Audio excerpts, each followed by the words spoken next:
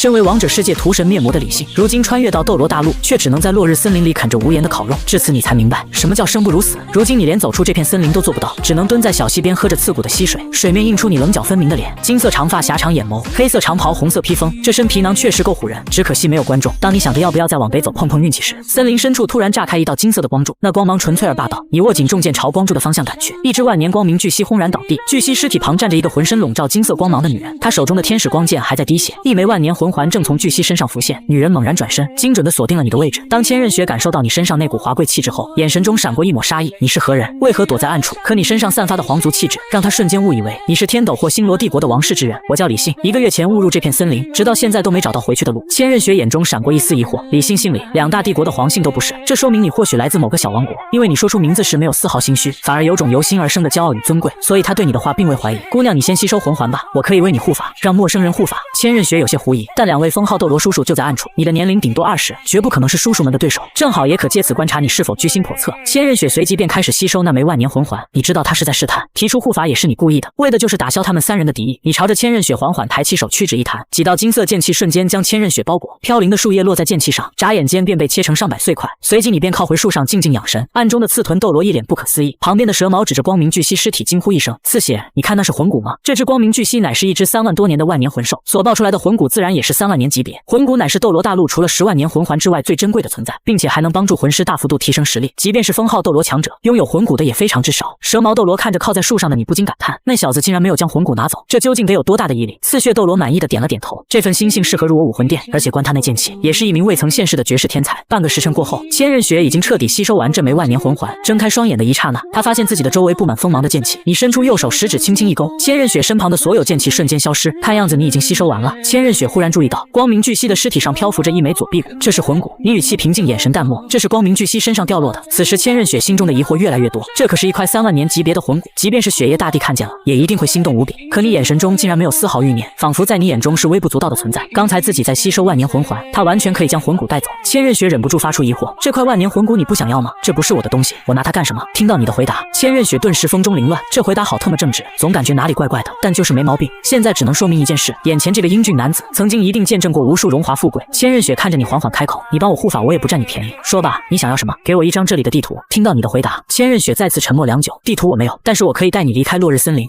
麻烦千姑娘了。夜色悄然降临，你与千仞雪已经赶了半天的路程，两人坐在篝火旁，你在篝火上摆上一根架子，烤起了2只柔骨兔。千仞雪看着你缓缓开口，李信，我看你不像是普通人，你应该是哪里的贵族吧？你一边烤着兔子一边开口，我来自一个叫做长安的地方，我是那里的皇子。千仞雪眼神疑惑，长安，很好听的名字，只不过我为何从未听说过？长安很远，远到无法用数字形容，但它却又很近。我的国家已经灭亡了，现在的长安只存在我的心里。你眼神平静，仿佛在诉说一件极为平常的事情，但灭国之痛是每一个国民都无法忍受的痛楚，更何况自己是一名皇子。自从国家灭亡，我便四处流浪，最终来到了这片大陆。千仞雪露出一抹淡笑，李信，我很佩服你，如果是我的话，可能早就因为心理崩溃自杀了吧。你眼神平静至极，有时我也很迷茫，我应该要去做什么？但活着才有选择，死了将一无所有。一位没有国土故乡的皇子，跟一只野兽也差不了多少。听到你的故事，躲在暗处的刺血与蛇矛也是轻轻叹气，这小子怪不得有如此心性，身为皇子却眼睁睁地看着自己的国家故乡灭亡，这也太……刺血斗罗沉默不言，若是有一天武魂殿灭亡，他们就如同你口中的话一样，该何去何从？大陆上还会有他们立足的地方吗？千仞雪忽然向你发出邀请，李信，要不你来我这里吧，你的性格，我的那些叔叔们一定会喜欢你的。只见你摇了摇头，寄存于他人篱下苟延残喘，甚至活得还不如一只野兽。说话间，你的眼神中闪过一抹锋芒之色，这股无与伦比的气质，令千仞雪与躲在暗处的2名封号斗罗皆是一惊。此子绝不平凡，这是刺血与蛇矛心中唯一的念头。千仞雪看着你淡笑道：“好吧，我尊重你的选择，那交个朋友可以吗？”你点了点头，随即将烤好的兔子递给千仞雪。千仞雪吹了吹滚烫的兔肉，轻轻咬下一口，鲜美的肉汁在口腔中爆炸，这么好吃！深夜朦胧的月色洒落在整片森林，你与千仞雪坐在篝火旁，靠在一旁的大树上闭目休息。你口中忽然轻轻呢喃了一声，也不知道是否是被李信模板所感染，对于长安这个虚无缥缈的名字，第一次有了莫名的触动。如今斗罗大陆3分天下，星罗帝国、天斗帝国、武魂殿，在这如此局面面前，想要创建出来一个新的势力，并且挤入其中，共分天下太难了。但人生的进步总是在不断挑战。想到这里，你的眼神中闪过一抹坚毅之色。终有一天，我会让长安的名字重现于世。你缓缓站起身，皎白的月光落在身上，金色凌乱的头发仿佛附着着一层银色光晕，身后的披风在晚风中轻舞。躲在暗中的蛇矛与刺血斗罗皆是用敬佩的眼神看向你。一个国家灭亡的落魄皇子，竟然还有这种想法与毅力。若是他出生在我们武魂殿，该有多好啊！就在这时，刺血斗罗忽然看向不远方，眼神一凝，不好，是鬼虎。顺着刺血斗罗的声音望去，那只鬼虎体型庞大，手掌仿佛有半个人大，眼神中杀气凛然，嘴中不断有口水滴落在地面上。这只鬼虎看样子得有5万年了，得赶紧提醒李信那小子跟跟少主。两人刚想提醒你与千仞雪，却见你提着重剑，孤身独自一人朝着鬼虎的方向走去。刺血斗罗瞳孔猛然收缩，眼神中闪过一抹震惊之色。这小子疯了吗？他要自己单挑那只鬼虎？鬼虎看到你后，凶恶的眼神中闪过一抹兴奋，嘴中口水分泌的越来越多。这只鬼虎已经3天3夜没有吃过饭了。吼吼吼！鬼虎仰天咆哮一声，震耳欲聋的虎啸将整个森林覆盖。正在休息的千仞雪也被这一声虎啸惊醒，起来环顾四周，发现早已没有你的身影，顺着虎啸的声音赶去。只见你已经与鬼虎交上了手。鬼虎的掌力非常恐怖，每一次划过空气都能发出震耳欲聋的呼啸声，在拥有如此恐怖力量的同时，还有着极快的速度。你提起手中重剑，不断与鬼虎交织砍杀在一起，嫣红的血液抛洒在夜空中，月光将血液映照得格外美丽。经过一晚上的折腾，你的扮演度竟然意外暴涨到45%。如今你的实力已经不是魂帝、魂圣之流可比的，就连魂斗罗级别的魂师也要避让3分，更何况你还拥有神器一般的重剑。这柄重剑的重量会根据你的实力提升而提升，如今它的重量已经破万斤，你单手将重剑扛着肩上，一袭金色头发在风中狂舞，身体里的魂力瞬间爆发到了极致。鬼虎感受到你身上恐怖的魂力波动后，庞大的身躯竟然颤抖了起来。而站在后面的千仞雪看到这一幕后，美眸中早已掀起一片惊涛骇浪。他竟然这么强！开天，你从绽放绚丽光华之中冲了出来，宛若一道闪烁在夜空中的流星。刹那间，锋利无比的重剑划破夜空与鬼虎的身体，尸体上冒出一枚漆黑无比的万年魂环。你屈指一弹，一道剑气直接将这枚万年魂环斩碎。你转过身，却发现千仞雪正在背后凝望着自己。朦胧的月光将最美的光华照映在两个人身上。良久后，千仞雪忽然意识到了什么，连忙撇过头，只是他的眼神中似有躲避寒切之色。蛇矛斗罗语气兴奋道：“这小子如此年龄便能拥有这种实力，即便是数年前的绝世天才唐昊，在李信这个年纪也断然无法做到。我真的是越来越期待李信以后在大陆上的表现了，能够见证一个绝世天才的崛起，这又何尝不是每一个老辈人的夙愿呢？”千仞雪看着你疑惑道：“李信，你是魂斗罗吗？差不多吧。”千仞雪叹息道：“好厉害，我应该比你大几岁，但还只是魂帝。”你看着千仞雪平静地说道：“不必妄自菲薄，你很强，在整片大陆你的天赋也是绝无仅有，只不过你的心被束缚住了。”你静静注视着千仞雪，你已经不单纯是为了自己而挥剑，有很多的外力阻止了你进步。听到这话的千仞雪娇躯猛然一颤，她是怎么知道的？千仞雪自幼丧父，母亲比比东从未给予过她关心，而且还非常厌恶千仞雪，这也导致千仞雪没有一个很好的童年。从李氏的那天起，就是为了向母亲比比东证明自己。从那一刻开始，千仞雪的修炼之路就已经不完整，再加上假扮雪清河没有时间修炼，这些诸多因素导致了千仞雪陷入了很深很深的瓶颈。否则神级武魂6亿天使，先天满魂力20级，怎么可能修炼速度如此之慢？你看着千仞雪缓缓开口：“千仞雪，作为你的朋友，我有必要提醒你，活着并不是为了他人而活，而是为了自己。明确自己内心的道路，不要受到周围的影响。你的剑并不纯粹，心意是如此。希望下一次见到你，你会变得不一样，变成那个真正的自己。”听到你的话，千仞雪心中莫名有些不舍。她为什么会有这种想法？因为她与众不同，特别，还是不甘于命运，勇于向天挥剑的勇气，亦或者是多年来自己独自一人行走，忽然多了一个能够理解你、鼓励你的同伴。千仞雪此刻内心五味杂陈，这里已经是落日森林边境，我自己也能走出去了，我也有我自己的道路要走。尽管我知道这条道路并不好走，与其在别人安排的道路下安逸终生，我更愿意死在自己的道路上，听天不会由命。再见千仞雪。脱离千仞雪后，你并没有急着打算离开落日森林，而是想要创造一个顶级势力。重建长安需要非常多的资源人力，而落日森林里恰好就有冰火两仪眼，千万年难得一见的天然聚宝盆，里面种有无数仙品仙草、顶级药草，每一株仙草都拥有着能够改变魂师命运的功效。虽然这些仙草对于你没有什么用，但是用来培养日后的心腹属下有着极大的所用。你将大致出去的路线规划了一下，随即一头扎进落日森林中，前往寻找冰火两仪眼的路上。数日后，武魂城供奉殿，千道流站在窗前，低头看着手中的信件。李信来自长安，不足20年龄便已经拥有魂斗罗级别的实力，真是让人意外。旁边的金鳄斗罗听闻后，眼神中也是闪过震惊之色。金鳄斗罗作为大陆上最年长资深的封号斗罗之一，拥有98级的恐怖实力，更是绝大封号斗罗的前辈。这等天赋，纵使我活了数百年，也从未见过。听少主这意思，这长安似乎来自遥远的海外，莫非这个世界不只有我们斗罗大陆？千道流收回信件，缓缓开口：“这个世界非常大，我们只不过是井底之蛙罢了，就如同那缥缈的神界，也是真实存在的，只是我们没有能力接触罢了。这李信既然能够横跨汪洋来到斗罗大陆，说明其自身以及那个名为长安的国度非常强大。”金鳄斗罗点了点头，这李信如此天赋星星，既然不愿入我武魂殿，那日后说不定会成为我们武魂殿大敌，要不要派人？听到金鳄斗罗的话，千道流摇了摇头。雪儿在信中提到，他已经和李信成为了朋友，让我们不要对他下手。你那点小心思，雪儿早就猜到了。嘿嘿，大供奉，我这也是为武魂殿着想嘛。金鳄斗罗露出一抹尴尬的微笑。落日森林冰火两仪眼，你经过数日的寻找，终于找到冰火两仪眼所在之处。冰火两仪眼的洞府外布满了碧绿色的毒物，目前这冰火两仪眼是封号斗罗独孤博的地盘，这些毒物对于其他封号斗罗之下的魂师或许有用，但是在你面前就有些微不足道。你既是光明，亦是黑暗的化身，为光能够驱除一切邪祟，救赎众生，为暗能够吞噬一切光明，杀穿一剑。虽然还未解锁光明形态，但你体内已经有了光暗雏形，完全不惧这些蛇毒。当你穿过层层毒雾，一道苍老声音忽然从你背后响起：“如此年纪，竟然不惧老夫的毒物！”独孤博宛若幽灵一般无声无息地站在你身后：“小子，这里是老夫的地盘，识相点快滚，否则别怪老夫手下无情。”独孤博一向心狠手辣，但看到你身上与生俱来的皇者气质，瞬间为之一惊。你看着独孤博脸上没有丝毫畏惧之色，你就是独孤博了吧？听到你认出他的身份，独孤博眼中闪过诧异之色。既然认得老夫，那还不快滚！小子，念你修行不易，老夫不想痛下杀手，不料你眼神淡然，语气平静。我若是不走呢？下一刻，独孤博脚尖猛然踏地朝你袭来，拳头散散发着碧绿色光芒朝着你递去，你同样握紧右拳，迎着独孤博的拳头伸出，拳拳相碰，恐怖的力量波动将周围落叶全都吹飞了出去，而你仅仅只是后退了4、5步。独孤博的心中瞬间掀起一阵惊涛骇浪，怎么可能？这小子看上去也就跟燕燕差不多大，他竟然能够接下我的攻击。虽然他是封号斗罗中的吊车尾，但即便是89级的魂斗罗，在他面前通常也撑不过3招。可眼前这个金发小鬼是什么鬼？如此年纪就已经修炼到魂斗罗，甚至是封号斗罗。独孤博心中越想越可怕，能够培养出这等绝世天才的势力，必将是一个庞然大物。独孤博强忍心中镇定，小子，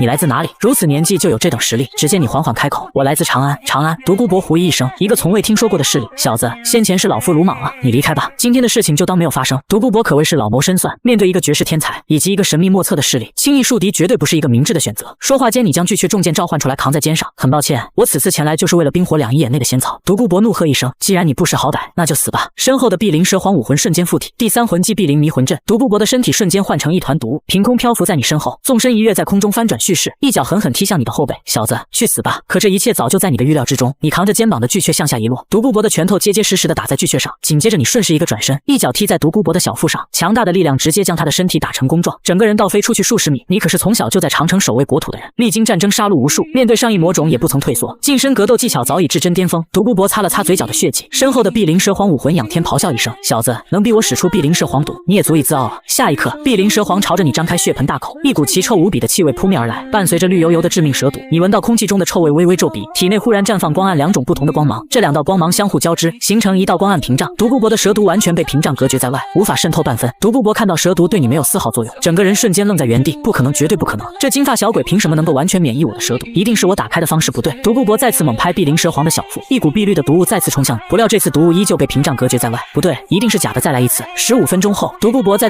一次拍向碧鳞蛇皇的小腹，只见碧鳞蛇皇疯狂摇头，蛇脸上露出一抹惊恐的表情，随后一溜烟钻进独孤博的体内。马德，你是老夫的武魂，快给我滚出来！独孤博看着缩回去的碧鳞蛇皇，瞬间气急败坏，你撤去屏障，若不是扮演度已经达到45%，体内已经有了光暗能量雏形，可以免疫一切负面状态，否则还真不是独孤博的对手。你扛着巨阙缓缓走向独孤博，你要干嘛？小子，我可是封号斗罗强者，没有武魂一样不惧你。只见你一步踏出，身形猛然一闪，瞬间来到独孤博面前，剑指点在独孤博身上的各处穴位，随后手上绽放出夺目的金色圣芒，这就是你体内光明形态的雏形，能够净化一切邪祟负面效果。金色圣芒将独孤博紧紧包裹，随后在他体内四处游走，经脉骨骼血液中附着的蛇毒在这一刻不断被逼向独孤博的头部魂骨，下一刻传来阵阵剧痛，碧鳞蛇皇毒与美杜莎魂骨交融在一起，独孤博原本浑浊的眼睛瞬间清澈了起来，面色红润，容光焕发。老夫从未感受到如此神清气爽。小友，多谢了，不必如此，我此番目的就是为了冰火两仪眼的仙草，我拿走几株作为治疗你蛇毒的报酬，不过分吧？老夫要这冰火两仪眼就是为了压制体内蛇毒，如今蛇毒已经完全治好，小友若是喜欢，里面的仙草任你挑选，只要小友愿意替我孙女解毒，从今往后我独孤博这条命都是你的了。听到他的话，你嘴角微微上扬，等的就是独孤博这句话。此番来冰火两仪眼的目的不仅仅只是为了仙草，更主要的目的就是独孤博这个团战杀器，想要建立一个势力，高端战力固然重要，但是兵力也绝不能少，更何况还是在斗罗世界。斗罗不像其他修仙世界，境界处于绝对压制，只要兵力足够多，也能击退高高在上的封号斗罗。但在你看来，兵力比高端战力更难招揽，毕竟这里已经3分天下，兵力百姓已经饱和，即使再怎么招揽，都不可能超过3大势力。这也就意味着在兵力上，你将处于绝对下风。为了弥补这一缺陷，独孤博的存在就显得尤为关键。现在的独孤博已经可以做到一人杀一城，上万军队在他面前也只不过是土鸡瓦狗。只要将独孤博好好培养，让他体内的蛇毒再次蜕变，届时的独孤博不仅仅能够威胁到封号斗罗之下，甚至是封号斗罗也未必不能毒杀。而且你的首要打算是建立一支强大的毒属性特种军队，到时放在战场上，绝对是攻无不克，战无不胜。你眼眸中闪过一抹锋芒，独孤博，记住你说的话，我来自遥远的长安，我欲在斗罗大陆开辟一个新的长安城，让长安在这片大陆上重现于世。你愿意跟随我，一起真正踏足这世界的顶端，不再拘泥于这小小的一隅之地。你的声音虽平静，但是早已深深震撼了独孤博。他虽没有听过长安，也不知道长安为何处，但你的一番话，让他沉寂多年的那颗心再次沸腾。独孤博深呼一口气，我纵横大陆多年，虽是心狠手辣残忍之辈，但从不食言。若你了结我这唯一的心愿，我独孤博这条命都是你的，就算是上刀山下火海，我独孤博也替你闯了。很好，我将以长安城太子的身份封你为第一统帅，同时也是我长安城第一元老。独孤博随即单膝跪地，臣接旨。你看着独孤博缓缓开口，从今往后，在外你我是君臣，在内是朋友，无需太多礼数。带我去冰火两仪眼看看。冰火两仪眼内，仙草散发着奇特的香味，每一株仙草都蕴含着天地灵力，足以将一个废柴改造成一个绝世天才。看着满地的仙草，你心中很是满意。这些仙草就是目前重现长安的最好资源。你看着独孤博缓缓开口，这里的仙草每一株都蕴含着改变天资，甚至是成神的功效。以你的天赋修炼到封号斗罗境界已是不易，但想要再往上突破，将会非常困难。但仙草可以替你解决这一问题，一株合适的仙草，至少能将你的上限提升到96级，甚至是97级。独孤博听闻后，心神猛然一颤，脑海中不禁回忆起这些年在冰火两仪眼的画面。现在想来猛拍大腿，可恶，原来变强之路就在眼前。目前斗罗大陆上只有3人最最了解仙草的所用，分别是武魂殿长老月关、主角挂王唐三、破之一族杨无敌。其中破之一族已经在你的招揽名单之上。不仅如此，4大附属宗门全都是你需要招揽的主要对象。力之一族善于锻造，可以供应大量武器防具；玉之一族善于建造，日后若是想要重建长安城昔日光辉，玉之一族就显得尤为重要。敏之一族速度极快，善于侦查，尤其是族长白鹤，虽然只是魂斗罗级别，但其速度已经超越大部分封号斗罗。破之一族对药草有着颇深造诣，每个人在制毒方面都有着不错的天赋，所以破之一族也是你准备建立毒属性军队的关键。破之一族的族长杨无敌更是 bug 一般的存在，以魂斗罗之躯硬败蛇矛斗罗，是唯一一个没有外挂却能做到越级战斗的男人。你看着独孤博缓缓开口，独孤博，你是我长安城第一元老，这里的仙草理应有你一份，不过我只对一部分仙草有所了解，其他的还浑然不知。我欲招揽破之一族杨无敌，他在药道上颇有成就，关于这些仙草的作用他一定知晓。破之一族老夫好像听过，似乎曾经是昊天宗的附属宗门，后来被昊天宗抛弃，自己单干了。你叹息一声，没错，这种势力最适合收入麾下，没有遇到明主是他们的不幸。随即你与独孤博坐在冰火两仪眼旁开始聊了起来，只是交谈的过程中，独孤博的脸色越来越黑，本来他还以为自己当了个大官，其实就是光杆司令。长安城目前成员只有他跟你。你看着独孤博问道，独孤博，你觉得想要重建长安，我们首先要做的是什么？独孤博摸索着下巴认真思索了起来，收集资金，无论是国家还是势力，实力固然重要，但资金财力也不可缺少。我们想要重建长安，在资金上的开销必然是一笔天文数字，无论是建设长安还是养兵，都离不开大量资金。听到独孤博的话，你点了点头，你有什么想法都可以说出来。承蒙殿下相信，老夫的确有几个快速获取资金的办法。其一就是大斗魂场死斗比赛，大斗魂场是公认的最快资金来源，而死斗在所有比赛中又是最快的。虽然大斗魂场有魂力限制，但殿下你毕竟太过年轻，只要不召唤武魂，他们也看不出来端倪。而且以殿下的实力，就算横扫整个大斗魂场也是轻而易举。以殿下的年龄，赌盘赔率一定会很高，到时老夫将自己的身价全部压殿下上，恐怕他们将整个大斗魂场赔给我们都不够。独孤博嘴角微微上扬，眼神中闪过一抹狠辣之色。独孤博虽然没有真正依靠的势力，一直都是独自一人，但毕竟已经成就封号斗罗多年，资产几百万金魂币身上还是有的。其二就是这冰火两仪眼的药草。你眉头微皱疑惑道，你是指贩卖仙草？非也，我们不一定非要贩卖，也可以是拍卖。臣有一计，不知殿下是否愿听？独孤博嘴角微微上扬，眼神中闪过一抹狡黠，那就是将这两个办法合二为一。我们先将大斗魂场赢过来，然后将大斗魂场改成拍卖场，最后定期拍卖冰火两仪眼的珍贵药草，这样长安就有了一个稳定不菲的收入。如此一来，我长安就有了第一个根据地，只要有了根据地，后面的路将会畅通无阻。你看着独孤博淡笑道，很好，独孤博，我果然没有看错人，就按照你说的办，帮你孙女治疗好蛇毒后，我们即刻启程。次日，独孤博将孙女带到冰火两仪眼，走进洞府，你正盘坐在床上闭目养神，顺便思索一下以后的发展方向。来了，独孤博，你缓缓睁开眼睛，瞳孔淡漠如冰。没等独孤博开口，旁边的独孤雁率先质问起来，你是何人，竟敢直呼我爷爷的名讳？毕竟眼前之人看模样跟他差不多大，而自己爷爷是万人敬仰的封号斗罗，在独孤雁眼中，你的行为非常不礼貌。独孤博听后连忙单膝跪地，殿下，我孙女不知情，失了礼数。独孤雁看到跪在地上的独孤博，整个人瞬间傻眼了。燕燕别愣着，赶紧跪下认错。独孤雁心中有些委屈，但她平时最是听爷爷的话。独孤雁刚想向你道歉，只见你将独孤博从地上扶了起来，不知者不罪。接着你转过头看向独孤雁，手伸出来，两指放在独孤雁的手心，一股神圣光明的能量在独孤雁体内四处游走。下一刻，独孤雁身上散发出金色的光芒，碧绿的眼瞳在这一刻渐渐淡化。你看着独孤博缓缓开口，你孙女的毒我已解了大半，想完全解掉我自然也能解，但是你孙女这一身毒功将会消散，没有毒的碧灵蛇跟废武魂蓝银草没什么区别，回头我替你孙女寻找一块合适的魂骨，到时再把剩余的毒素逼入魂骨即可。多谢殿下。独孤博语气恭敬，时间也差不多了，带上你孙女一起去天斗帝国吧。路途中，独孤博看着你尬笑道，殿下可否给我孙女燕燕也弄一株仙草？你瞥了独孤雁一眼，天赋一般，使用仙草有些浪费。独孤雁闻言，心中积蓄怒火彻底爆发，我可是天斗皇家学院最优秀的学生，我若是天赋一般，那整个天斗帝国就没有几个好的了。你听后点了点头，你说的对，怪不得天斗帝国这么弱，多少年来连个封号斗罗都没有，原来学员天赋都是如此之差。独孤雁被对得哑口无言。燕燕，殿下说的也没错，不是爷爷打击你，殿下的年龄跟你差不多，但爷爷都不是殿下的对手。独孤雁捂着嘴，满眼都是惊讶，这怎么可能？莫非他也是一个封号斗罗？你看着独孤雁缓缓开口，虽然你天赋不行，但若你付出比别人多1倍的汗水，仙草也不是不能给你。独孤雁的天赋其实也不差，但是跟武魂殿黄金一代自然是没法比。碧灵蛇武魂在毒属性中已然是顶级，多加培育，日后在战场上也是一大杀器。听到你的话，独孤博心中顿时一喜，燕燕还不快谢谢殿下。仙草珍贵无比，能够提升魂师资质，这可是有价无市的天才地宝。数个时辰后，三人来到天斗皇家学院，刚进学院就看见帝国4皇子雪崩正在欺负其他同学，周围还有不少学生围观起哄。你看到后直接开口，这就是天斗帝国最好的学院吗？没想到竟是一些酒囊饭袋。你并没有刻意压低声音，雪崩闻声就要找你麻烦，但是看到你身旁的独孤博，眼眸深处闪过一抹异样之色。他来到独孤博的面前，独孤前辈，您来了。这位是独孤博缓缓开口，这位是老夫的朋友李公子，老夫是来送我孙女燕燕回校的。在来的路上，你让独孤博不要轻易暴露自己的身份，寻常在外都要称呼为公子。雪崩看着你露出意味深长的笑容，原来是李公子，如此年轻便能跟独孤前辈称兄道弟。不过李公子这性格脾气要好好管管，小心招惹了你得罪不起的人。言语之中的威胁之意不言而喻。独孤博听闻，瞬间涌出一阵怒火，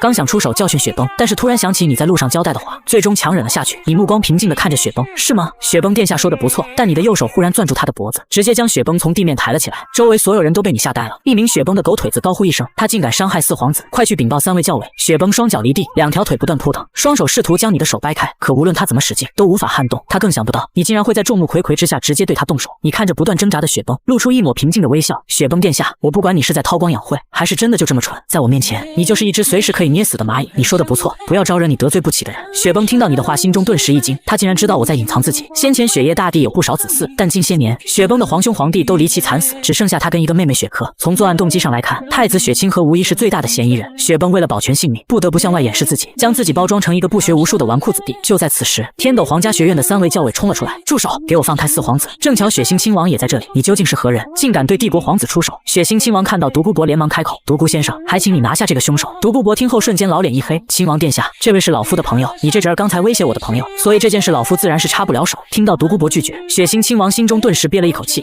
独孤博看着雪星亲王，目光平静：亲王殿下，当年你用天斗军队逼退菊花关跟老卜，老夫自然感激你。这数十年来，老夫一直为你鞍前马后，保护你跟你侄儿，背地里也干了不少脏活累活，我们之间早就两清了。看在你的面子上，今天这件事老夫不插手，否则就别怪我们兄弟俩大闹学院了。独孤博说话间，体内的魂力猛然一颤，周围的树木在这一刻瞬间全部枯萎。雪崩见此高声咆哮：很好，独孤博，记住你说的话，今天这件事你别插手，从今往后我们之间两清。3位教委还不速速拿下那金发小子！志灵教委见状瞬间出手，一株碧绿色的藤蔓出现在手中，同时黄黄紫紫黑黑黑黑8个魂环缓缓升起，一股魂斗罗的气势朝着四周袭去。周围看戏的学生纷纷围在一起，他可是83级的魂斗罗，在我们天斗帝国已经是顶尖强者，对方只不过是一个黄毛小子罢了，我赌这小子撑不过一招。雪崩看着你，嘴角微微勾起，比我厉害又怎样？在绝对的实力面前，一切都是空谈。独孤雁看着独孤博，爷爷，他真的没问题吗？这3位教委可都是魂斗罗级别的强者。燕燕，爷爷不是跟你说过吗？殿下的实力比爷爷还要强，区3位魂斗罗，自取灭亡罢了。你将巨阙重剑扛在肩上，金色凌乱的头发在风中轻舞，狭长深邃的眼眸深处展露锋芒，一股与生俱来的皇者气息朝着四周扩散。志灵心中暗道，奇怪，我竟然在这年轻人身上感受到一股压迫感。小子，老夫也不欺负你，先让你3招，不用1招就够了。话音刚落，你的巨阙重剑绽放出耀眼夺目的光芒，接着你脚尖猛然踏地，身体宛若利剑一般冲向志灵。志灵看着突然袭来的你，顿时一惊，卧槽，这么快！志灵怒喝一声，第4魂技绞杀，手中的天青藤瞬间向你袭来，区区小草也敢与重剑争锋。巨阙剑猛然落下，密密麻麻的天青藤瞬间化成一地碎血，随后朝着志灵狠狠砸了下来。志灵见状高喊一声：老白救我！白宝山纵身跳到志灵前面，巨大的天星炉将两人紧紧护住。天星炉作为顶级防御武魂，其在防御力上已经超过一部分封号斗罗强者。小子，老夫这天星炉坚硬无比，识相点啊！白宝山话还没说完，巨阙重剑狠狠砸在天星炉上，霎时间风起云涌，恐怖的力量与强硬的防御激烈碰撞在一起，爆发出来的余波将周围的吃瓜学生全部吹飞出去。志灵、白宝山各自惨叫一声，连同白宝山的武魂天星炉一起被你手中巨阙斩飞出去。首席梦神姬看到被击飞的白宝山，惊呼一声：怎么可能？就连旁边的血星亲王与雪崩也是震惊的语无伦次，这怎么可能？他才多大，竟然能够以一己之力击败2名魂斗罗强者？莫非他是一位封号斗罗？血星亲王身体不由自主地颤抖起来。天斗帝国无封号，只有合作伙伴七宝琉璃宗，拥有剑骨2大封号斗罗。在如今这个动荡不安的时代，随意树敌是大忌，更何况还是一位如此年轻的封号斗罗。坏了，如此年纪便达到封号斗罗境界，日后定会成为超级斗罗，甚至是更强横的存在。要是被皇兄知道，我们为帝国招惹到了一个这样的存在。血星亲王死死瞪着雪崩，马德，这个极品侄子怎么这么会挑人惹事？梦神姬身后不断冒出冷汗，虽然他是86级的魂斗罗，论个人实力要强过白宝山与志灵不少，但他心里非常清楚，即便是他，也不可能以1敌2。血星亲王看着雪崩呵斥道：雪崩，还不赶紧滚过来向李公子道歉？而雪崩也是能伸能屈，对于狗之一道已经修炼到至高境界。李公子，是我有眼不识泰山，还请您千万不要放在心上。你没有理会两人，转头看着旁边的独孤博，目光平静。走吧，燕子也已经到学校了。天斗帝国皇宫，血星亲王看着皇座上的雪夜大帝，声情并茂：陛下，刚才在天斗皇家学院发生的一切就是这样，您一定要替4皇子殿下做主啊！雪夜大帝眉头微微皱起，慈祥的面容里却藏有一丝锋芒，眼神中的怒火隐隐可见。这独孤博与那金发青年欺人太甚，真的当我们天斗帝国无人吗？可就在这时，一道身影缓缓从皇宫正门之中走来。